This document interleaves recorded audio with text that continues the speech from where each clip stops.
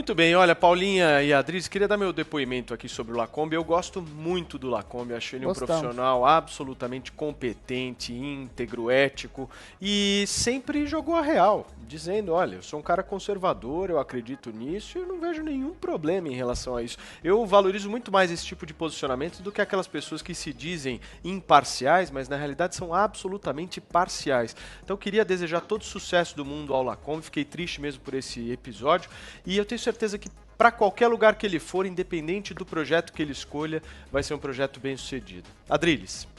Olha, eu não só sou admirador do Lacombe, como sou amigo pessoal dele, tenho uma grande estima pelo profissional e pelo ser humano, Luiz Ernesto Lacombe, né? Eu acho que esse episódio é muito claro e desnuda a isso que eu sempre denunciei como uma espécie de ditadura subliminar do progressismo dentro da mídia.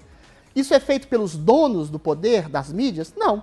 Isso é feito exatamente porque a maioria dos jornalistas saem das faculdades doutrinados progressivamente, esquerdisticamente, e vão lá e, eventualmente, isso de alguma forma afeta a própria percepção dos donos dessas mídias, né? O Lacombe é mais do que uma coincidência ele ter feito um programa discutindo sobre conservadorismo, com jornalistas de mídias alternativas que eventualmente apoiaram o Bolsonaro, que denunciavam uma horda de alguns outros jornalistas que tentavam e tentam até hoje a todo custo derrubar o presidente, com uma espécie de apoio sistêmico do próprio legislativo que cria e do STF, que cria um inquérito absurdo de fake news que persegue exatamente as pessoas e as mídias alternativas que apoiam o presidente e denunciam alguns exageros eventuais da mídia tradicional. O que eu acho, o Paulo Matias, é o seguinte: primeiro,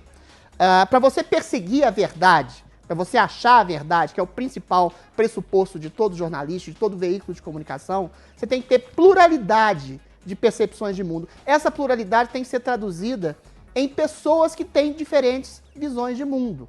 Por exemplo, você vê um debate na Globo News, com todo o respeito que eu tenho à Globo, não é um debate, é um consenso. São pessoas comungando da mesma visão de mundo, em geral, vão ser mais claros, contra o Bolsonaro, que contamina a sua visão de mundo e percebe que, por exemplo, manifestantes black blocs possam ser pró-democracia, com paus, pedras e coquetéis molotovs, e outros com rojões são antidemocratas, ou seja, uma visão sectária e dicotômica e radical da realidade que impede uma percepção mais aprofundada da verdade.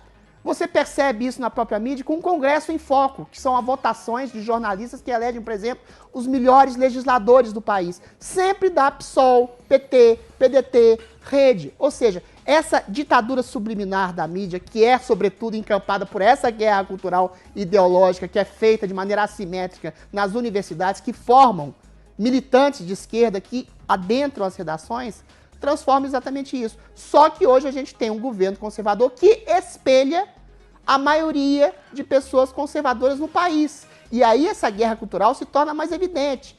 Mais evidente ainda quando uma mídia, enfim, despede um homem que estava fazendo um sucesso, um bruto sucesso, que estava fazendo um sucesso enorme nas redes sociais, e que é expelido justamente no momento em que fala, que traz à tona uma discussão, não só aquela, como outras, sobre pontos de vista distintos da grande mídia, em relação ao assassinato do Bolsonaro, em relação ao inquérito da fake news, em relação ao próprio conservadorismo, e que é colocado para fora. Isso desnuda, de maneira muito clara, essa ditadura de uma grande mídia que é eventualmente progressista. Há exceções. Nós estamos numa exceção, Paulo Matias. Eu, se não fosse a Jovem Pan, estava vendendo chup-chup na rua e declamando poesia no interior de Minas. Então sou grato ao Tutinha, a Jovem Pan, a você, a Paulinha, por me acolherem. Acolherem a diferença, que é a diferença que faz o grande jornalismo que persegue a verdade. Oxalá a grande mídia tenha cotas para grandes jornalistas conservadores, como Luiz Ernesto Lacombe.